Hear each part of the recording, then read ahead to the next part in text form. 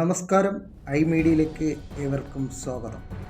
തമിഴ്നാട്ടിൽ ബസ്സും കാറും കൂട്ടിയിടിച്ച് 4 മലയാളികൾ മരിച്ചു. വേളാങ്കണ്ണിയിലേക്ക് പോയ സംഘമാണ് തിരുവാരൂരിൽ വെച്ച് അപകടത്തിൽപ്പെട്ടത്.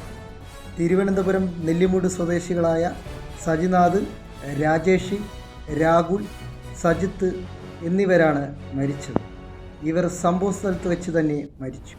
പുലർച്ചെ 3 മണിയോടെയാണ് സംഭവം.